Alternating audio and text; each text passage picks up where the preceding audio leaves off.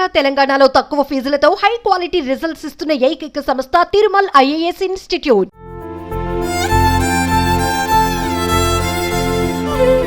నా చావుకి నేనే కారణం. అమ్మా నన్ను క్షమించు. అందరికంటే ఎక్కువ నిన్నే బాధ పెట్టినా. ఇంక నిన్ను బాధ పెట్టడం నాకు ఇష్టం లేదు. అందుకే లోకాన్ని విడిచి వెళ్తున్నా.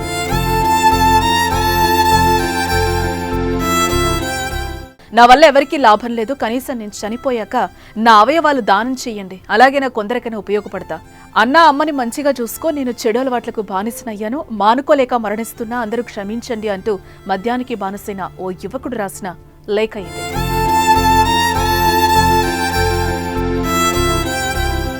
జగిత్యాల జిల్లా కొడిమ్యాల మండలం సూరంపేట గ్రామానికి చెందిన నక్క గంగుల సత్తయ్య దంపతులకి 2 కుమారులు. పెద్ద కొడుకు దుబాయ్కి వెళ్లగా చిన్న కొడుకు సాయి ఇంటి వద్దనే ఉంటున్నాడు. వ్యవసాయ పనులు చేస్తూ జీవించే సాయికి వివాహం అవ్వగా ఒక కొడుకున్నాడు. సంతోషంగా సాగిపోతున్న ఆ కుటుంబంలో ఓ విషనాగు ఎంటర్ అయింది. దాంతో వాళ్ల జీవితం తలకిందులైంది. సరదాగా మద్యానికి అలవాటు పడ్డ సాయి క్రమంగా దానికి బానిసగా మారాడు.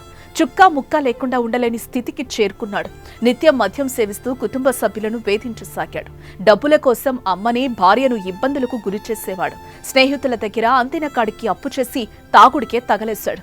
అయితే సాయి వేధింపులు తట్టుకోలేని భార్య కొడుకుని తీసుకుని పుట్టింటికి వెళ్లిపోయింది. దీంతో మనస్తాపానికి గురైన సాయి మరింత మద్యం సేవించసాగాడు. కానీ అప్పుడప్పుడు సాయికి తాను తప్పు చేస్తున్నానని అనిపించేది. తాగుడు మానేసేందుకు ట్రై చేసేవాడు. కానీ అప్పటికే శరీరాన్ని మొత్తం కమ్మేసిన మద్యం మహమ్మారి తన విష కౌగిలి నుంచి సాయిని వెళ్లనివ్వలేదు.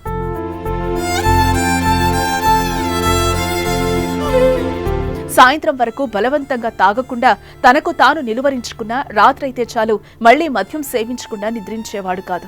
మద్యం మత్తులో సరిగా తిననందుకు అనేక అనారోగ్య సమస్యలు కూడా వచ్చాయి సాయికి. అయినా ఏ రోగానికైనా మద్యం అనే మందే వాడసాగాడు సాయి. అలా బాగా పనిచేసిన మద్యం మందు సాయి ఆరోగ్యాన్ని ఇంకింత క్షీణించేలా చేసింది. ఒకవైపు భార్య లేదు, మరోవైపు కంటికి రెప్పలా చూసుకునే అమ్మకు అనారోగ్యం చేస్తే కూడా చూపించేందుకు తన దగ్గర డబ్బు లేదు. తన ఆరోగ్యాన్ని ఆల్రెడీ గాలి కొదిలేశాడు. ఏం చెయ్యాలో తోచలేదు. తాను తాగుబోతునే కానీ తప్పుడు పనులు చేసి డబ్బు సంపాదించాలి అనుకోలేదు. తాను ఎందుకిలా తయారయ్యాను అని ఒకసారి జీవితంలో వెనక్కి వెళ్లి వెతుక్కోసాగాడు. ఎంత వెతికినా వేరే ఏ కారణం కనిపించడం లేదు. కేవలం మద్యం మధ్య తన జీవితాన్ని చిత్తు చేసిందని తెలుసుకున్నాడు. తాను సరిదిద్దుకోలేని తప్పు చేశారని నిర్ధారించుకున్నాడు. తనలో తాను కుమిలిపోయాడు. ఇక ఆ భూమిపై తనకు స్థానం లేదనుకున్నాడు. బలవంతంగా ప్రాణాలు తీసుకోవాలని అనుకున్నాడు. ఆత్మహత్య చేసుకోవాలని సిద్ధమయ్యాడు. దూలానికి చీర కట్టి ఉరివేసుకుని ప్రాణాలు తీసుకున్నాడు. అయితే ప్రాణం తీసుకోవాలంటే సాయి ఏమాత్రం భయపడలేదు. అందరిలా ఏడ్చుతూ సెల్ఫీ వీడియో పెట్టలేదు. పెదాలపై నవ్వు కనబరుస్తూ అందరికీ బాయ్ చెప్పి వెళ్లాడు. అయితే చనిపోయే ముందు సాయి రాసిన సూసైడ్ లెటర్ అందరినీ కలచివేస్తోంది.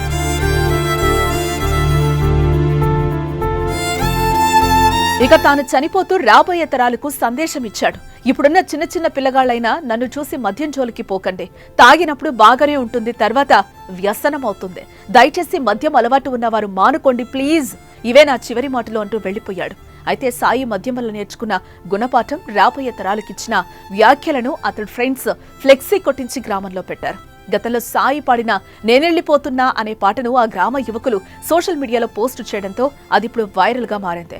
విషయం తెలుసుకున్న ప్రతి ఒక్కరూ కంటతడి పెడుతున్నారు. మద్యం ఎంత పనిచేసింది దేవుడా అంటూ నిట్టూర్చుతున్నారు.